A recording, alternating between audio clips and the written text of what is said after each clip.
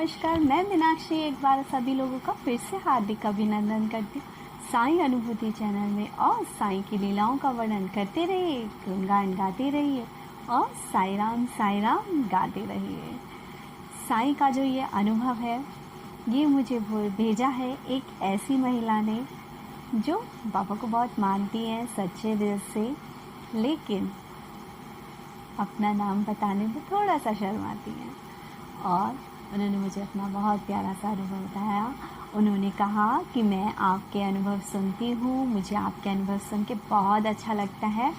और जो मैंने अपनी साईं सचरित कैसे पढ़े वीडियो डाली थी, उससे प्रेरित होकर उन्होंने क्या किया, उन्होंने बाबा की साईं सचरित डाउनलोड की। उनके पास साईं सचरित नहीं थी, बाबा की साईं सचरित डाउनलोड करी और उस साईं सचरित को डाउनलोड करके उनके मन में ये विचार भी आया कि वो ये कैसे कर पाएंगे पूरा। उनकी 3 साल की छोटी बच्ची है और बच्ची परेशान ना करे। उनके मन में बाबा से सिर्फ यही प्रे कर रही थी कि बाबा मेरी गुड़िया मुझे परेशान ना करे, क्योंकि बाबा की साईं सचरित जब पढ़ते हैं तो एक दिन का जो अध्याय कंप्लीट करने में कंटिन्यूअसली कम से कम 2 घंटे तो लगते ही लगते हैं। 2 आवर्स का टाइम लगता है बाबा के एक दिन का सप्ताहपारायण पूरा करने में। तो उनके मन में यही विचार था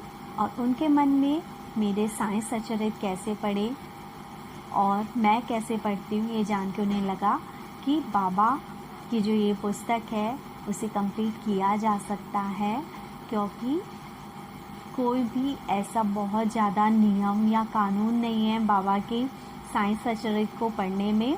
बाबा की साईं सचरित आप सुबह अपना पूजा पाठ कीजिए, संकल्प लीजिए और बाबा से प्रार्थना कीजिए कि साईं बाबा हमें आपका साईं सचरित पूरा करने। मेरे अंदर तो इतनी हिम्मत नहीं है कि मैं इतनी मोटी पुस्तक 7 दिन में कंप्लीट कर पाऊँ, लेकिन यदि आपका सहयोग रहा तो मैं इसे ज़रूर पूरी कर पाऊँगी। और पता है उन्होंने ये संकल्प किया कि बाबा मुझे पूरी करनी है, और इस संकल्प को पूरा करने के लिए उन्होंने जो मन्नत मांगी, तो कितनी मासूम मन्नत मांगी उन्होंने सिर्फ ये मन्नत मांगी कि बाबा मुझे शिरडी बुला लो, मुझे शिरडी आना है।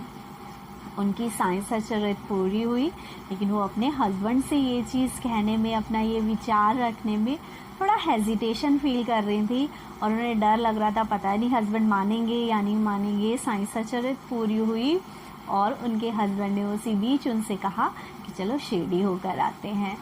और एक और व्यक्ति थे, उनके साथ मिलकर उन्होंने शिरडी यात्रा का प्रोग्राम बनाया। वो शिरडी होकर आए हैं और वो बताते हैं कि शिरडी में वीआईपी कार्ड मिलते हैं। तो उनके दोस्त ने कहा था कि चलो वीआईपी कार्ड बनवा लेते हैं, लेकिन उनके हस्बैंड ने बोला कि बाबा के यहाँ पे क्या वीआईपी, हम इसी जो जनरल लाइन चल रही है हम उसी में लगेंगे और हम बाबा के दर्शन ऐसे ही करेंगे। और तब वो अपने हस्बैंड का फेस देखकर मतलब बाबा को थैंक्स कह रही थी कि बाबा ये जिन्हें मुझे ये कहने में भी डर लग रहा था कि मुझे शिरडी ले चलो, और आज वो इतनी भीड़ में भी कह रहे हैं कि कोई नहीं, हम वीआईपी लाइन में नहीं, हम ऐसे ही जनरल लाइन में जाएंगे। लाइन लंबी थी बाबा के दर्शन में। बाबा के दर्शन करने के बाद वो आए और उन्होंने मुझसे शेयर किया कि दीदी आपका जो ये देखे कि साईं सचरित कैसे पढ़े, मेरे मन में ये इच्छा जागी बाबा की साईं सचरित पूरी करने की। और उस बीच मेरी 3 साल की बच्ची ने जिस टाइम पीरियड में मैं बाबा की साईं सचरित पढ़ती थी मुझे जरा सा भी परेशान नहीं करती थी। मेरी साईं सचरित पूरी हुई, मेरी मन की मुराद पूरी हुई और उसके बाद मेरी एक और मुराद पूरी हुई। मैं बहुत टाइम से सोच रही थी कि मैं कोई जॉब करूं। वो कहते हैं कि वो साइंस में वो है मास्टर्स कर रखा उन्होंने, तो बोलते हैं मैं केमिस्ट्री पढ़ा सकती हूँ, मैथ्स पढ़ा सकती हूँ, फिज़िक्स पढ़ा सकती हूँ, लेकिन मुझे समझ में नहीं आ रहा था कि मैं क्या करूँ। लेकिन जब वो वहाँ शिरडी से वापस आती हैं, वो कहती हैं उनके मन में एक दिन विचार आया कि जो हमारे घर के पास एक इंस्टीट्यूट है, मैं वहाँ पे जाके अप्लाई करती हूँ। वो कहती है मैंने अप्लाई करने के लिए मैं खुद से गई भी नहीं हूँ वहाँ पे, मैंने सिर्फ नंबर, जैसे होता है ना बोर्ड्स लगे हुए होते हैं, तो वहाँ के बोर्ड से उन्होंने उस नंबर को लिया और कॉल किया इंस्टीट्यूट में, और उनकी वहाँ पे जॉब भी लगी। वो कहते बिल्कुल सिंपली सी फ़ोन करके उन्होंने बस अप्लाई किया और वहाँ पर उनके लिए कॉल आ गया।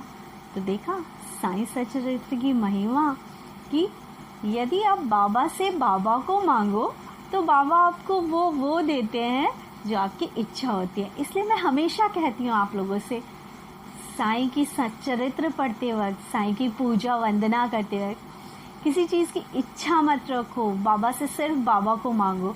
बाबा से कहो बाबा हमें आपकी भक्ति चाहिए, बाबा हमें आपका साथ चाहिए, बाबा हमें कुछ नहीं बस आप चाहिए। हम चाहते हैं कि आप हमारा हाथ थाम लो, क्योंकि यदि हम आपका हाथ थामेंगे तो हमारा मन तो बड़ा चंचल है, संसार की चीज़ों को देख के कभी कुछ अच्छा लग जाता है, कभी कुछ अच्छा लग जाता है, हम आपका हाथ छोड़ देंगे। लेकिन यदि आपने हमारा हाथ थामा तो आप कभी नहीं छोड़ोगे। हमें पता है हम भटक भी गए ना तो आप हमें वापस ले आओगे उसी रास्ते पे। और पापा से बाबा को मांगो, तो यदि संसार के सर्वशक्तिमान शक्ति को मांग लोगे उससे, तो क्या आप शक्तिमान नहीं बन जाओगे? ठीक है, आप बाबा का अंश नहीं बन जाओगे ना। हम आज भी बाबा का अंश है, लेकिन थोड़ा सा बाबा से बाबा को मांगना सीखो, बाबा से बाबा की इच्छा रखो। बाबा तो वो आपको दे देंगे जिसकी आपने कभी कल्पना भी नहीं करी होगी। इसी के साथ दोस्तों बस यही बाबा से विनती करती हूँ कि बाबा लोगों के काम इसी तरह से बनाते रहिए, और लोगों से यही प्रार्थना करूँगी श्रद्धा और सबूरी बना के रखे।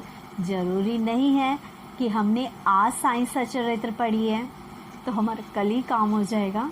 ठीक है, कभी कभी थोड़ा वक्त ज़्यादा भी लग जाता है, और बाबा आपके पेशेंस देखते हैं, और बस पेशेंस देखते हैं बाबा आपके। आप अपना पेशेंस बना के रखिए, बाबा आपके काम बनाते जाएंगे।